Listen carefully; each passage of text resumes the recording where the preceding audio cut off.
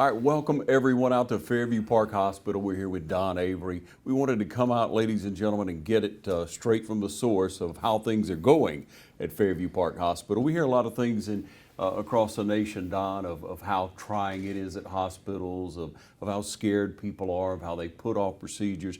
You have put into place so many safety procedures. You've walked it back to now a special entrance at the hospital. You check temperatures. No one really comes in without a mask.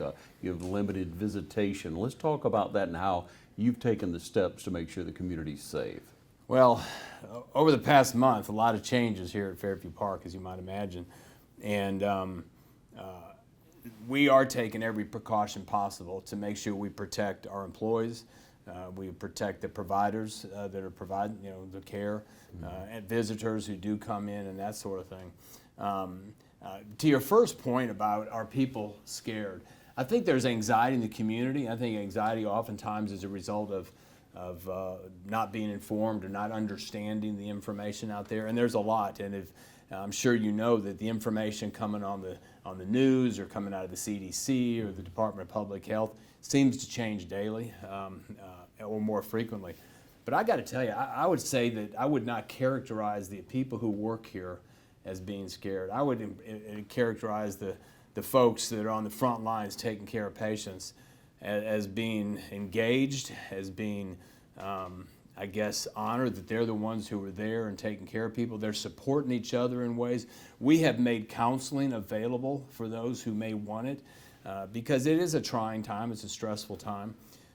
But we make sure that we're using procedures to make sure employees are protected.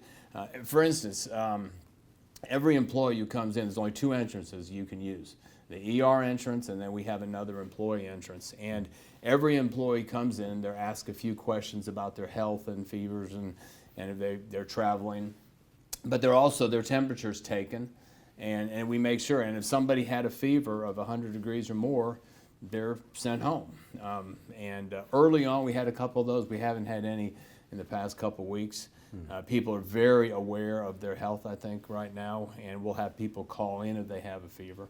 Everybody wears a mask, so when you come in, you get a sticker with that day on it to prove that you've gone through screening.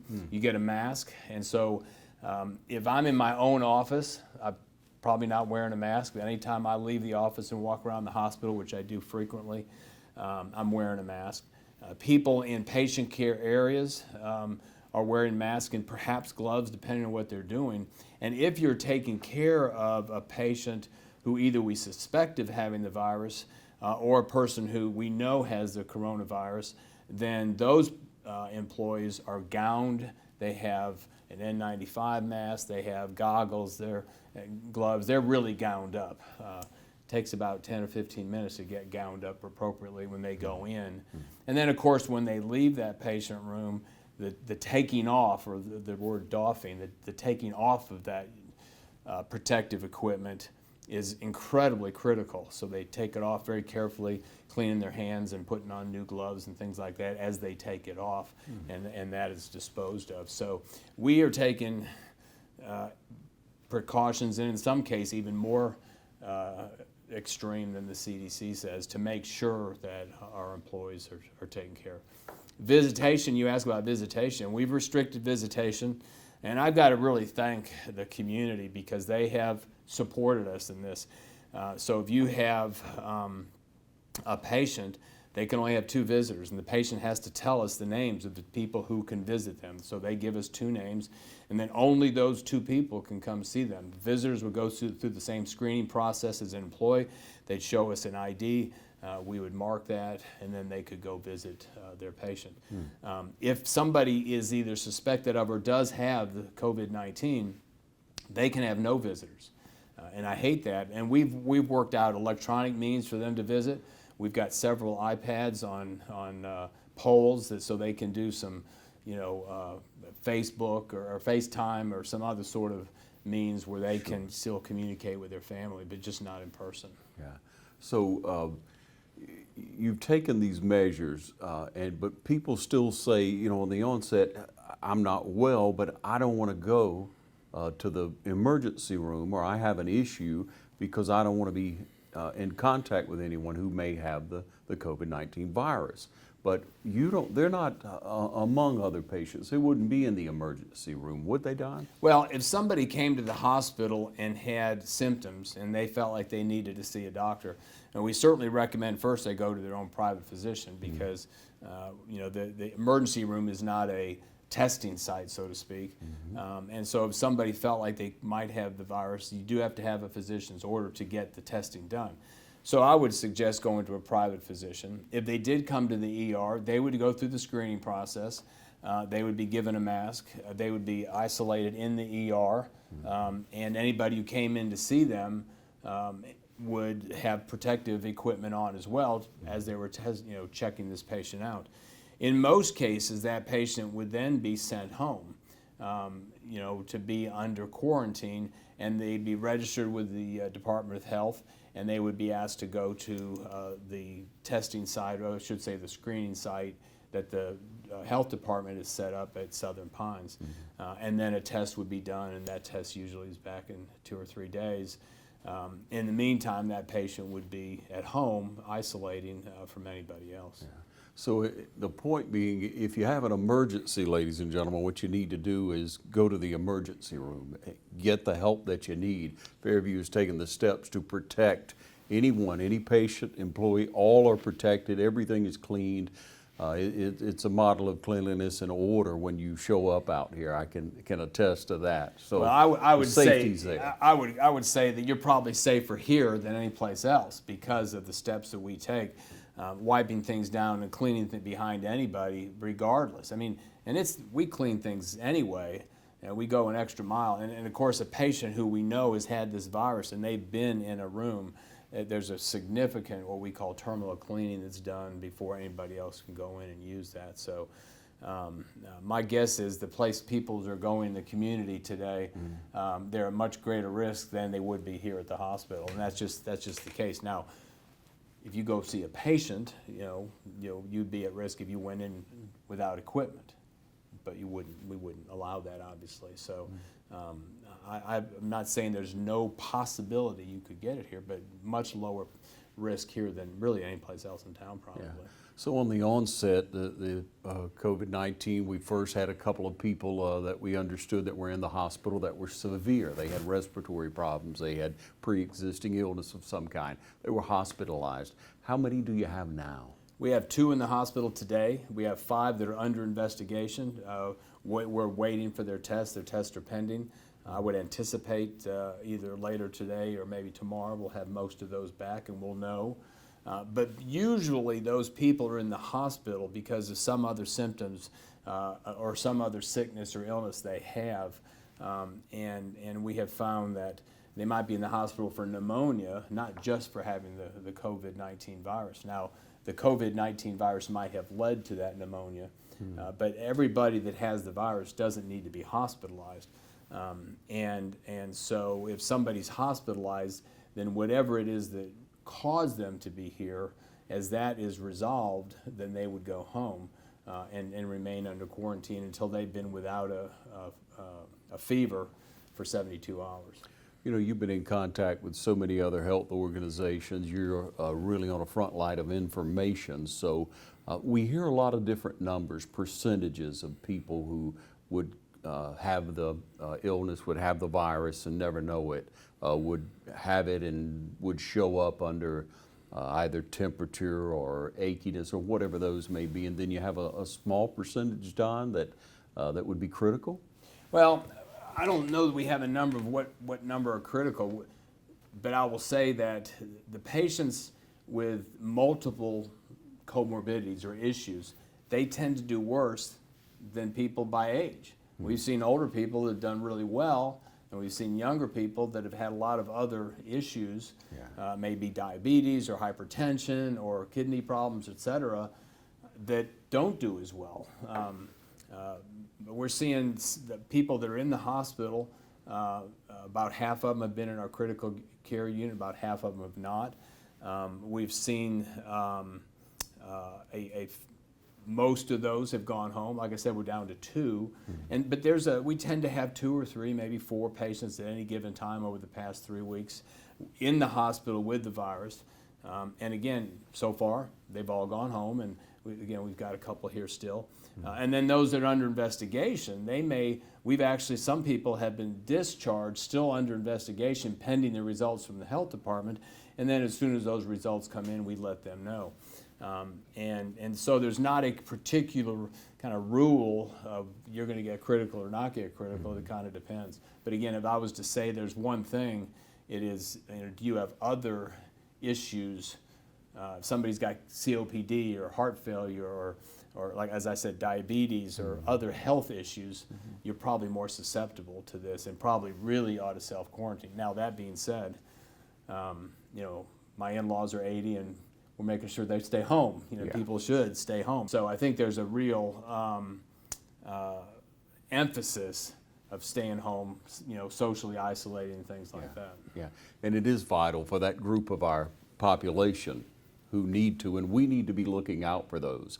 And many in our community are doing that. Churches, civic clubs, neighbors, really looking out for each other. It's a great community, isn't it, Don? Boy, this community's been remarkable. And maybe other communities are, but I've heard stories where maybe some aren't. Dublin, Lawrence County, Middle Georgia has been very supportive. They've supported some of the restrictive policies we've had to implement. The generosity that people have shared in this community has been noteworthy. Several restaurants have donated food to our employees. Have come here and fed our employees, every department, every shift, nights, weekends, and have provided meals to them. People have sent us encouraging letters or commented on our Facebook, just different ways that they've encouraged people, and it's something. It's very heartening to me to see that, and I can't tell you how much I appreciate how this community has really embraced us, because we feel like we're called for this time to care for Middle Georgia, not just those who are sick, but to care for those who are anxious and people that, if we can provide information and help them understand how to protect themselves and their families, and it feels like we're all in this together. Yeah, that's incredible to me, that report, that's the way the medical industry is, that's the way Fairview Park is now, that's the way it's a team.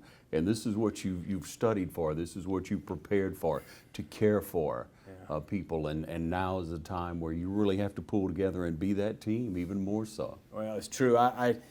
We speak to our employees every day, and yesterday I really encouraged them. I said, there's a verse in the Bible that says, therefore encourage one another and build one another up just as you were doing. And we are doing that. We're encouraging one another, and when we get opportunities to encourage the community, we do that as well. It's amazing how many times I get asked questions, and I'm not a physician, I'm not an epidemiologist, but I am kind of on the front lines, and obviously the people that work here are. I'm kind of back watching as people are caring, as our employees are caring for people, but I do believe that Fairview has stepped up, and the health department has stepped up, the VA hospital, and this community and this surrounding areas are fortunate to, I think, to be here. And it does feel like an honor, it does feel like a privilege to be in this position, to lead and to care and to serve Dublin and Lawrence County. We'll take a short break, we'll be right back, stay with us. Hi, I'm Jeff Cannon, President of Citizens Bank of Lawrence County. When we began looking for a location for our second Dublin banking office, the historic Henry building looked like the perfect spot, because Dublin and Lawrence County is our focus, and making banking easier and more convenient for our customers is our goal. Citizens Bank of Lawrence County, member FDIC, and an equal housing lender. A local full-service community bank offering quality banking services. Citizens Bank of Lawrence County, now open in downtown Dublin.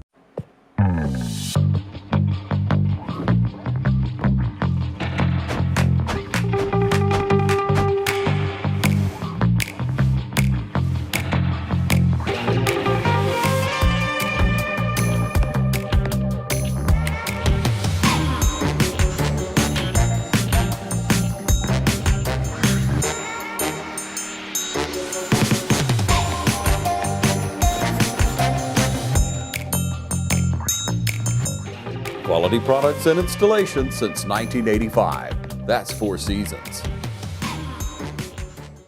I'm Jeff Shepard, and we're here at Rhodes Farm and Garden to let you know that we are here for you. You may call us at 478-272-3340. We're offering curbside pickup, or call in and ask about delivery on bulk items. Cooking more around the house? Have a full line of grills, fryers, along with the seasoned pellets, chips, and charcoal. Small garden or a 1,000-acre farm. We have everything from fertilizer, seed, and weed control. From cats to cows and every animal in between. Rhodes Farm and Garden carries all the feed and a full line of animal care products. We still even have chickens and bunnies for sale. Trouble finding pool supplies? Rhodes Farm and Garden has you covered. Got too much time on your hands? Get your honey-do some plant. We have trees and shrubs arriving daily with a greenhouse full of veggies. Rhodes Farm and Garden in 2 locations, Dublin and Wrightsville. Good luck and God bless.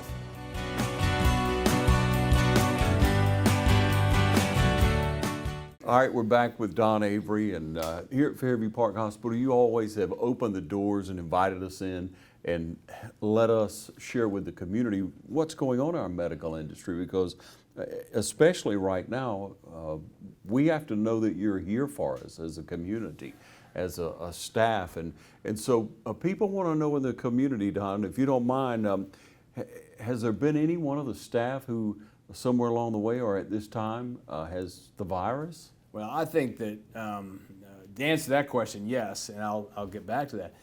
To me, transparency is critical. It's always critical in healthcare, but particularly during a time of emergency, a time of crisis, whether it be a hurricane or a pandemic, we need to be transparent. We need to be transparent to our employees. We need to be transparent to our medical staff.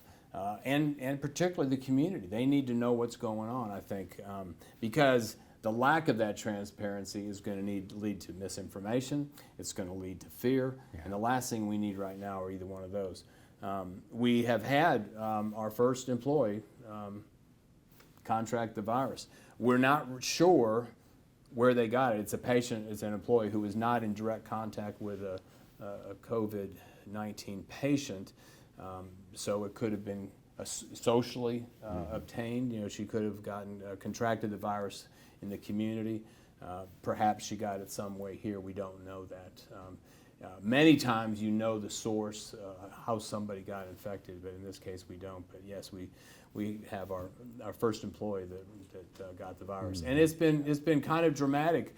It really raised people's attention that one of our own has it, and we have collectively prayed for her, and we just encouraged her and her family, and hopefully she'll recover. Yeah. How are you on protective gear? We hear stories all over of how hospitals don't have what they need. Yeah. Well, today, and we think pretty far into the future, we're going to have plenty of protective advice.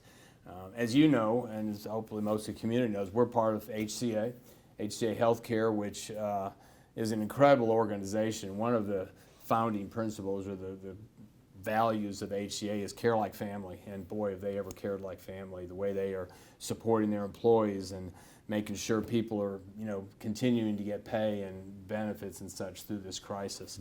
But because of the large size of HCA, the scale they bring to the table with nearly 200 hospitals, our availability or the availability of PPE for us, I'm not saying it's endless. We're being very careful to use it wisely, but we have not had a shortage, and we don't anticipate a shortage at this point.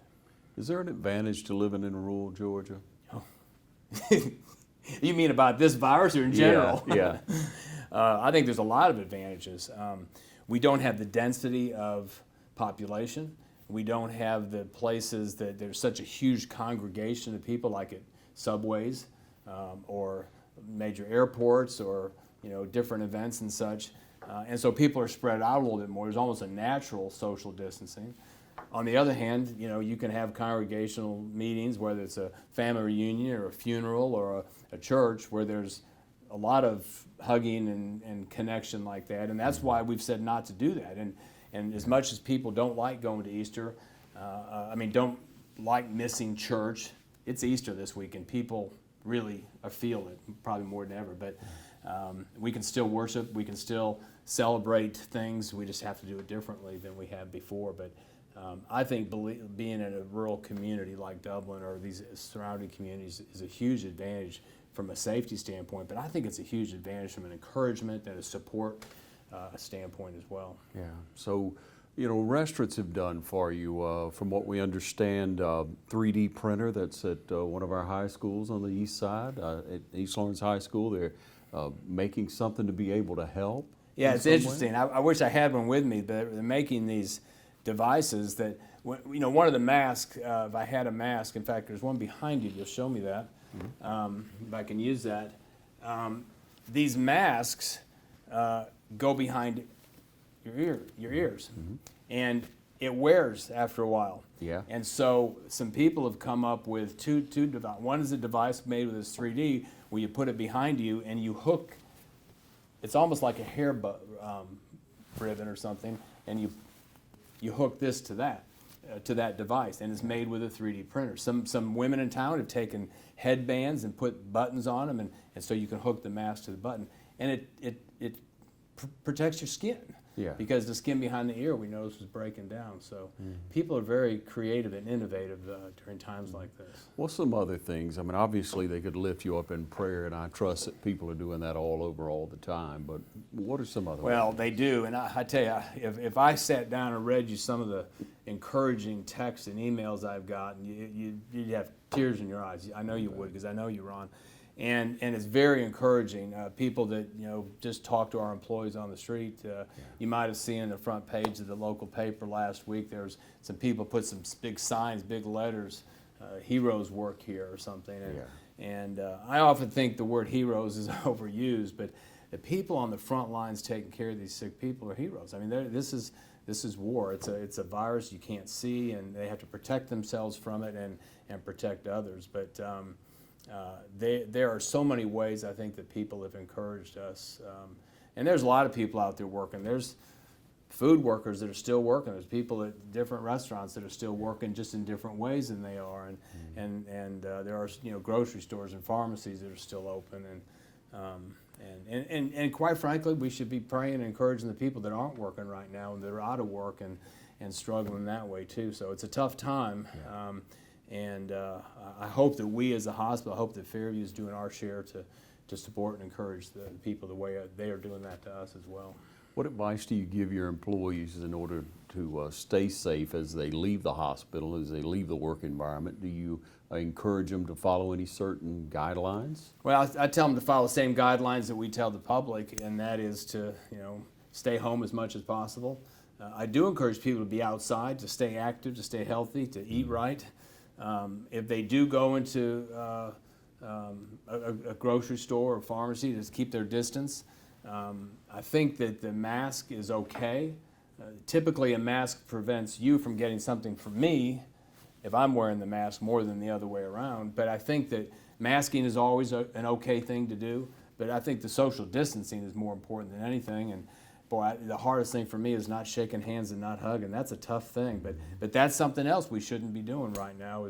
So just things to keep distant.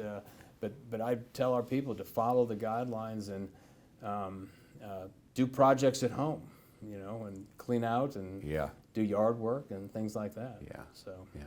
And get that exercise if you can. You want to stay as healthy as possible. I think you have to right now. I think to just sit inside and do nothing is not good either. So. We'll take a short break. We'll be right back. Stay with us. Dublin-Macon Cardiology, celebrating over 14 years of serving Dublin and Lawrence County. At Dublin-Macon Cardiology, we're always committed to taking care of you and your heart. Bringing state-of-the-art cardiac care closer to home with a walk-in chest pain center. New patients are always welcome and no referral is ever required. Dr. Vega is proud to announce the addition of Elise Rotrammel, a nurse practitioner, to our staff. Drop by today at Dublin-Macon Cardiology, 206A Hospital Drive in Dublin.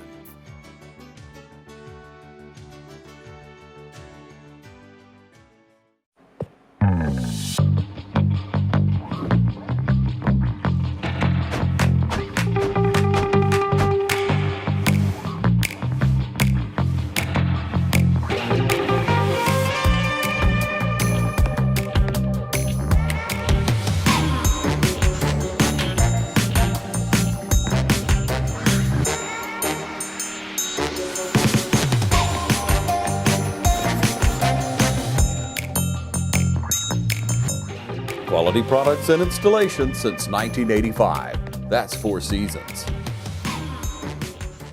Hello, I'm Darren Keene with Clements & Keene Insurance.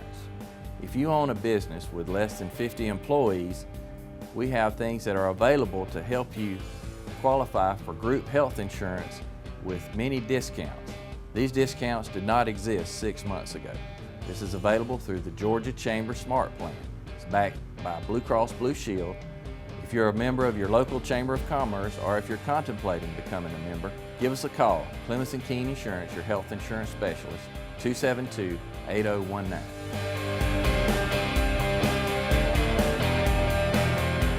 Okay, so when we look or try to look at where we are and where we're going right now, with all the information that you get, Don, you know, we're what, mid-May now that we think we're going to need to continue to social distance and jobs that aren't critical, uncritical jobs, right. you know, they won't be going back.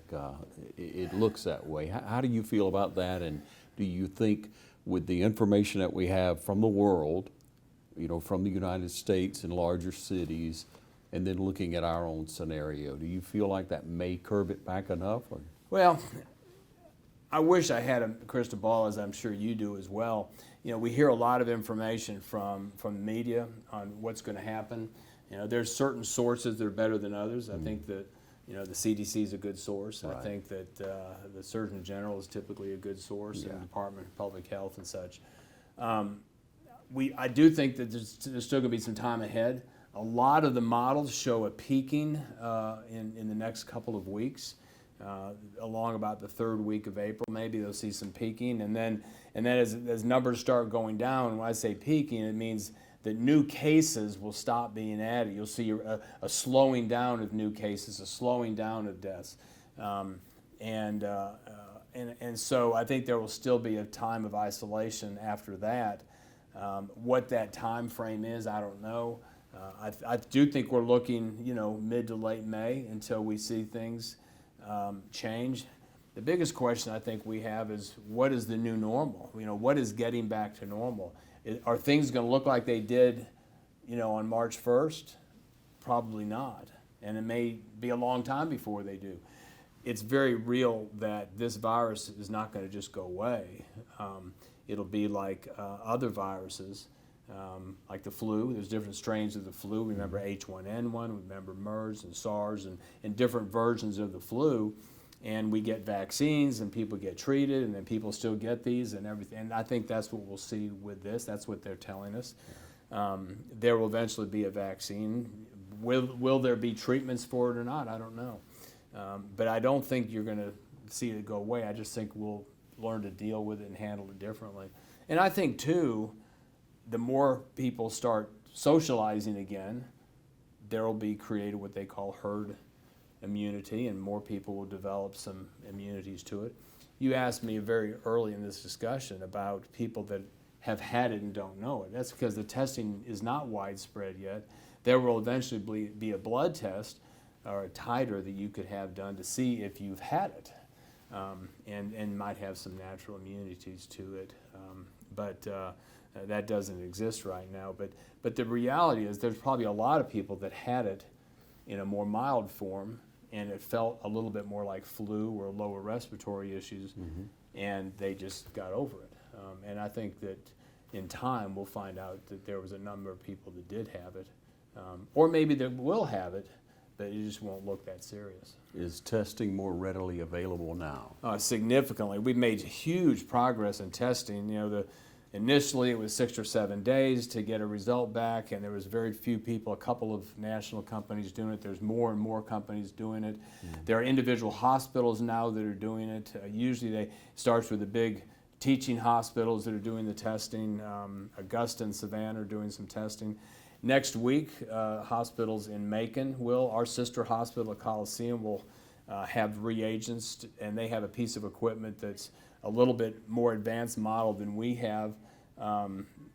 Literally can do one thing that ours can't do, and they're going to have reagents to be able to test this virus. But the good news to us is we'll have access to that, so we can take and send samples over there and get results back same day, and they'll be able to be turned in within an hour or so of receiving the sample, so or the specimen. So I believe that we're going to see an even more rapid improvement, and I think eventually we'll have that test available here too, just like we have the flu test available. Yeah, and having averaged a couple of cases or so here, if things got significantly worse, and you were at a situation where you are right now as far as how much occupancy you have, how much availability for room space, well, how do you look on that? We have several surge plans for different scenarios. If I've ever in my life looked at emergency planning and projections and modeling, we're as well prepared as I've seen an organization, and I'm very, very proud of us and the support we've gotten from HCA on that way. And so if we get a surge, and there's still some possibility we'll see a little bit more of a surge than we've seen so far, but we have 16 ICU beds, we have 25 vents, so we could take our 16 ICU beds, everybody could be on a ventilator, and then we could open up another area, our PACU, our post-recovery room down by the OR. We have 8 more bed spaces that could become intensive care beds. We have a step-down unit that we could add as many as 12 more. By the end of May, we will reopen a unit that we have closed right now because we've been under a major renovation project for our rehabilitation unit.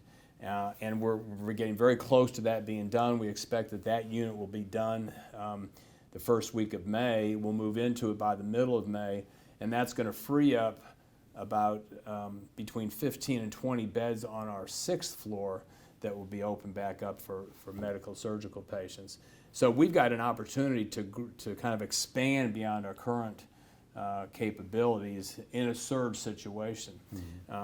And somebody might have a question, well, if you use your recovery room, what are you going to do about surgery patients? Well, surgery patients can recover in the OR. They don't today. They take them out of the OR, move them into recovery for an hour or two, and then they go to the floor. We would just leave them in the OR, recover them there, and then take them directly to the floor so they wouldn't intermingle. Plus, we have other patients. I mean, 90% of the patients we still see and the work we still do has nothing to do with the COVID-19 virus. So we would, as we do today, we cohort our COVID patients in 2 areas. Only if we had to expand that would this be an issue. So we have multiple plans in place. We just hope we don't have to use them. Yeah, amen to that. Yeah. Yeah. Well, we keep working together as a community, Don. We appreciate you sharing with us today and helping us let people get past a little bit of the anxiety that they have over the fear of what could happen, because that's what you see so much of, and that true. fear and anxiety is not going to take you anywhere, ladies and gentlemen, but good, solid information will, and knowing that we have healthcare professionals here, the VA, throughout our community who are working to make sure that you care for patients properly, and anyone that enters any building, you know that you're in a safe environment. You're looking out for the public's best interest. So we appreciate you sharing this time with us, and for all that you do through the years. You know, you've always been an ally to the community, Don. You've been a real ally to the community. Well, thank you. You love Dublin. I do. You're a Dublinite now. I am. So, well, it's my pleasure, but it's also our pleasure to be here. And again, I can't emphasize enough the role the health department has done in partnering with Fairview Park to serve this community under the leadership of Dr. Thomas Kraft and his team, Jennifer, Melissa, and so many others that we work with every day through this. And mostly behind the scenes, under the radar, to take care of this community. Yeah, it's good that we have each other, and good that we'll get through this together, ladies and gentlemen. Thank you for joining us from Fairview Park Hospital. I'm Ron Deal. Thank you, Don. My pleasure.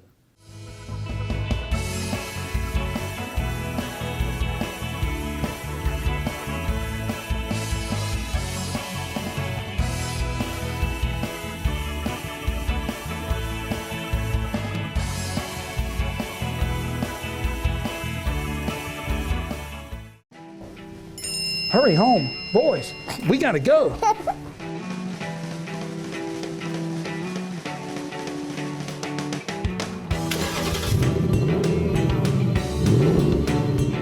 Oh, we're racing. Let's see what you got, boys.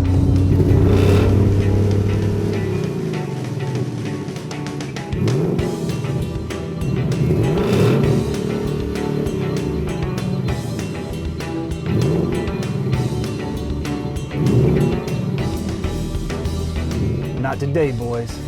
Hey, I got your text. What's the emergency? What text? Where is my phone? Oh, I think River wanted to play.